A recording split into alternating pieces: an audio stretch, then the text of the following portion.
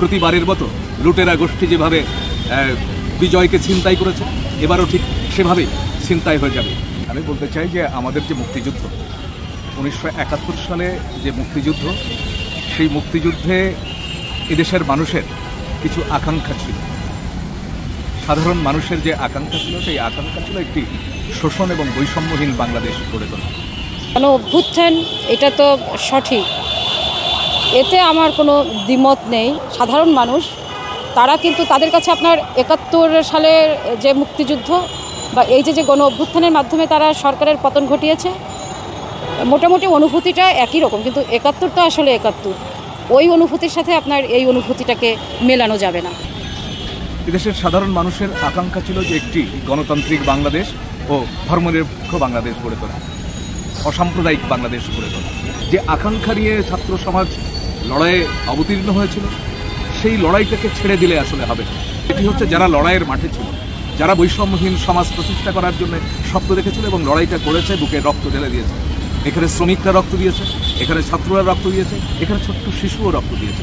আমি বলবো যে যারা রক্ত দিয়েছে, যে শ্রেণীটি এই লড়াইয়ের অগ্রসর শ্রেণী ছিল, সেই অগ্রসর শ্রেণীকে এখান থেকে উঠে গেলে হবে না, মাঠটা ছেড়ে দিলে হবে না, তাদেরকে মাঠে থেকে এই লড়াইটাকে জারি রাখতে হবে। সেটি যদি জারি রাখতে আমরা ব্যর্থ হই, তাহলে ওই প্রতিবারের মতো লুটেরা গোষ্ঠী যেভাবে বিজয়কে ছিনতাই করেছে, এবারও ঠিক সেভাবেই ছিনতাই হয়ে যাবে।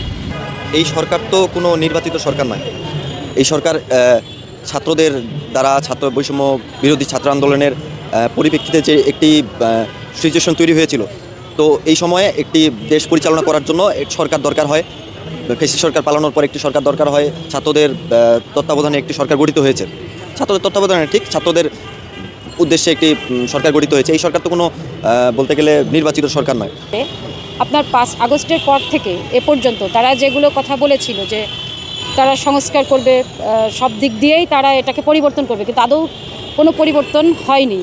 আপনার যেখানে দ্রব্যমূল্য, সেটা কিন্তু এরকম বৃদ্ধি থেকে বৃদ্ধি হচ্ছে, কমানোর কিন্তু কোনো জায়গাতে নেই। আসলে আমি যেটা বলবো যে আমরা বলছি যে সরকার কিভাবে, আমার ব্যক্তি অভিমত হচ্ছে যে এনারা নিজেরাই সরকার, জনগণ তো এখনও এনাদেরকে সরকার হিসেবে মেনে নেননি। নির্বাচন অবশ্যই দরকার। একটা স্বাধীন দেশে আপনি যদি নির্বাচন না থাকে, তো সেক্ষেত্রে সরকারিভাবে যে কাজগুলো, সেই কাজগুলোতে এগোতে পারবে না। অবশ্যই খুব গুছিয়ে তারপরেই একটা নির্বাচনে যাওয়া দরকার। আমাদের চেষ্টা থাকবে যেন আমরা এই সরকারকে কোনোভাবে ব্যর্থ হতে না দিই, কারণ এই সরকার ব্যর্থ হলে স্বৈরাচারের অনেক দোসররা সফল হয়ে যাবে।